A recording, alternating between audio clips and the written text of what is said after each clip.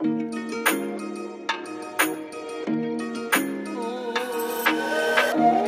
वालेकुम नाजरीन, आज हमारी वीडियो का उन्वान है मौलाना उबैदुल्ला सिंधी। अगर आप इस चैनल पर नए हैं तो चैनल को सब्सक्राइब और वीडियो को लाइक ज़रूर कीजिएगा। राम सिंह और प्रेम कौर के घर 10 मार्च 1872 को सियालकोट के मौजा चीहावाली में एक बच्चे की पैदाइश हुई, जिसका नाम बूटा सिंह रखा गया। ख़ानदान का आबाई पेशा ज़रगरी था और वालिद उनकी पैदाइश से 4 माह कबल इंतकाल कर चुके थे। उनके वालिद राम सिंह हिंदू थे, लेकिन ससुराल के ज़ेर असर उन्होंने सिख मज़हब कबूल कर लिया था। इब्तदाई परवरिश उनके दादा जसपत राय ने की। 1874 में दादा के इंतकाल के बाद बूटा सिंह ननिहाल जामपुर ज़िला डेरा गाजी खान आ गए और उनकी बाकी परवरिश उनके मामू ने की।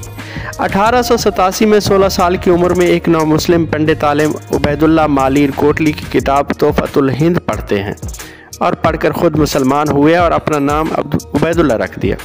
ये किताब उन्हें एक दोस्त के तवस्सुत से मिली थी। एक साल बाद 1888 में हाफिज़ मोहम्मद सदीक भरचोंडवी के हाथ पर उन्होंने एलानिया इस्लाम कबूल कर लिया। मौलाना उबैदुल्ला असल में सिंधी नहीं थे।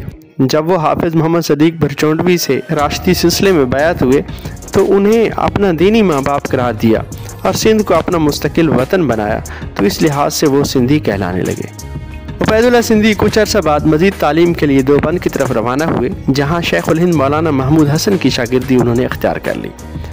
रशीद अहमद गंगोही और मौलवी अब्दुल करीम पंजाबी के पास भी ज़ेर तालीम रहे। देवबंद से वापसी पर उन्हें मालूम हुआ कि उनके उस्ताद हाफिज़ मोहम्मद सदीक भरचोंडवी इंतकाल कर चुके हैं, इसलिए वो अमरोट शरीफ ज़िला सक्कर में अपने उस्ताद के खलीफा अबुल हसन ताज महमूद अमरोटी के पास शिफ्ट हो गए। इस दौरान में वहीं उन्होंने शादी की और फिर एक दारुल इशात महमूदुल मताबे वहाँ कायम किया और एक सिंधी माहनामा हिदायतुल इखवान शुरू किया। गोट पीर झंडा ज़िला हैदराबाद के एक राशिदी पीर के कुतुब खाने से भी इस्तिफ़ादा करते रहे। मौलाना सिंधी और मौलाना अमरोटी के दरमियान निसाब की तब्दीली पर इख्तिलाफ राय पैदा हुआ और मौलाना सिंधी पीर झंडा में मौलाना रोशदुल्ला या रशीदुद्दीन के साथ मिलकर एक मदरसा के क़याम की कोशिश करने लगे। इसी दौरान में 1909 में शेखुल हिंद मौलाना महमूद हसन ने उन्हें देवबंद बुला भेजा, लेकिन मौलाना सिंधी का सियासी और फ़िक्री शऊर आम उलमा से बुलंद हो चुका था। लिहाजा देवबंद गए तो सही, लेकिन वहाँ के असातिज़ा के साथ वो एडजस्ट ना हो सके और फिर वहाँ से दिल्ली की तरफ रास्ता लिया। 1913 में वहाँ नज़ारतुल मारिफुल कुरानिया के नाम से एक मदरसा कायम किया। जंग अव्वल के बाद तुर्कों से हमदर्दी के पेश नज़र मौलाना महमूद हसन ने जमीयतुल अंसार के नाम से एक तंजीम बनाई। तुर्क और जर्मन नुमाइंदों से रब्ता के लिए उबैदुल्ला सिंधी को 1915 में काबुल की तरफ भेजा कि वहाँ पे वो तुर्की और अफ़गानिस्तान के ताउन से सरहद के कबाइल को आज़ादी की जंग शुरू करने पर आमादा कर सके और फिर उनकी मदद की जाए। मौलाना सिंधी क्वेटा के एक गैर मारूफ रास्ते से अफ़गानिस्तान में दाखिल हुए, लेकिन वहाँ पहुँचकर उन्हें मालूम हुआ कि उनके पास महज ख्याली पुलाव हैं, कोई ठोस और वाज़ेह लाएअमल नहीं है और उनकी तजावीज़ को भी अमली जामा पहनाना मुमकिन नहीं है। उस वक्त अफ़गानिस्तान का अमीर हबीबुल्लाह खान था।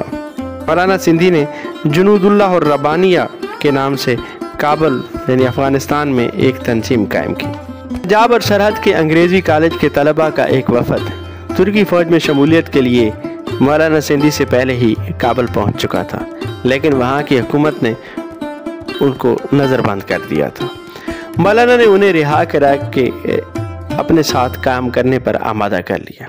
वहाँ बैठ के उन्होंने हिंदुस्तान की एक अबूरी हुकूमत का खाका तैयार किया और ख़ुद को उसका वज़ीर ख़ारजा मुकर्रर किया और इसके अलावा उनके अहम अरकान राजा महेंद्र सिंह और मौलाना बरकतुल्ला भोपाली थे।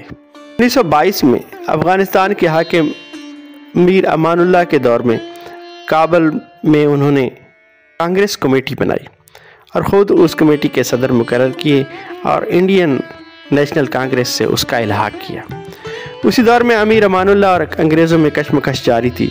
सुलह के बाद अंग्रेज़ों ने अमानुल्लाह को मजबूर किया कि वो हिंदुस्तानियों को मुल्क बदर कर दें और 1922 ही में मौलाना को वहाँ से निकलना पड़ा। मौलाना मास्को چلے گئے اور ماسکو میں 1 برس سے کم ان کا قیام ہے۔